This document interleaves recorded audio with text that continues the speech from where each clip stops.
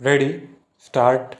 Over the past month, 20 million residents of the National Capital Region have shaved off at least some part of their life expectancies by breathing in this region's poisonous air.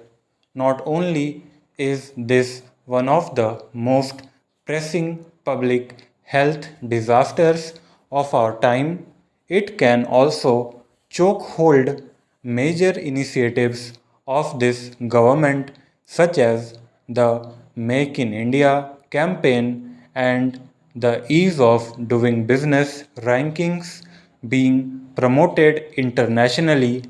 Which regional international player would want to put his or her health in risk to come to the most polluted place on earth to do business? Air quality index measures the concentration of fine particulate matter in the air. As a benchmark, the US Environmental Protection Agency considers any value between 0 and 50 to represent good air quality, but this season areas in the NCR have seen record breaking values of as high as 1000 on the index, 20 times the prescribed limit for dignified human existence. What makes PM 2.5 particles extremely dangerous is their cancerous ability to penetrate the human body and stick onto the insides of the lungs. In my own experience, 1 in 5 people at my company in Gurgaon have reported sick within a week alone.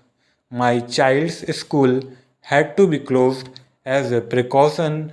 When it did reopen, the setting of mask clad children in smoke made the school seem less like a place of study. As a parent, I feel awful that my child has to breathe this air because I made Delhi my home. As much as 100 immediate deaths would rightfully demand national attention as a disasters, millions of slow deaths from an even more urgent disaster. What is making this problem invincible? A large part of the answer ties into Delhi's geography. The cold fronts that originate from the north of the city look in pollutants close to the ground and within the region. Lack of wind speed and low temperatures stagnate and solidify the pollutants that intensify their effect. It is as if you kept realizing pollutants inside a house with very poor ventilation. According to a recent study carried out by IIT Kanpur, the mix of forces responsible for PM 2.5 changes seasonally in the region. In winters, vehicular emissions account for 25% of PM 2.5. 30% is accounted for by others. Long term strategies need to be implemented to prevent this from becoming a matter of annual recurrence.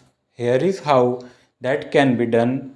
First, by the creation and institutionalization of independence task force not directly answerable to either Delhi or central governments. Such a task force should be singularly responsible for and have the authority to enforce measures to manage air pollution in the region.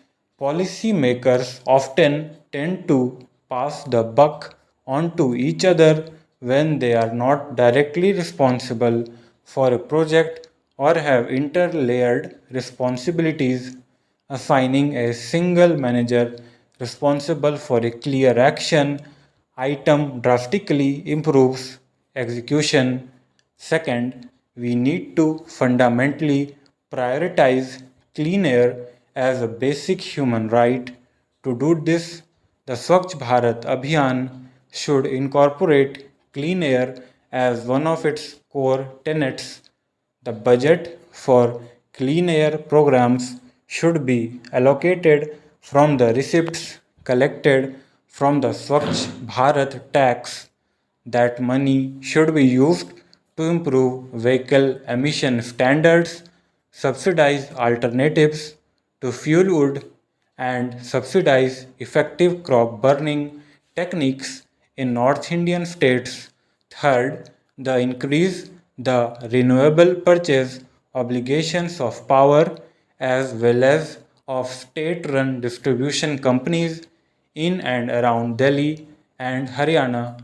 Such increases in obligations combined with the growth of renewable energy sources will phase out dependence on coal in the region. Fourth, smarter management of cold fronts. While we cannot control cold fronts per se, we can control the activities that reduce the intensity of pollution during these periods. Reduction in construction activity, odd even for people during the winters, can reduce the concentration on PM 2.5. Newspapers from around the world, from the Washington Post, Wall Street Journal, and the New York Times to the Korean Herald and the Daily Mail, have taken notice and highlighted the severity of the problem here in India. Thousands of citizens on Twitter have shared as many dreadful visuals of the reality of the pollution and trended hashtag Delhi Smog on the social media website for days. The negative publicity has certainly dulled our ability to attract foreign investment, foreigners, non resident Indians, and out of state Indian talent to the region. This crisis imposes costs on society as a whole as well on the progressive policies that we hope will deliver to us a better economic future. At the base level, the state needs to provide the most basic of human rights, clean air to breathe.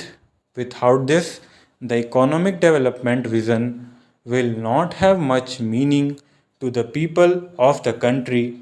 The state should make clear policy in this regard to safeguard the health of the people at the earliest possible time. Stop.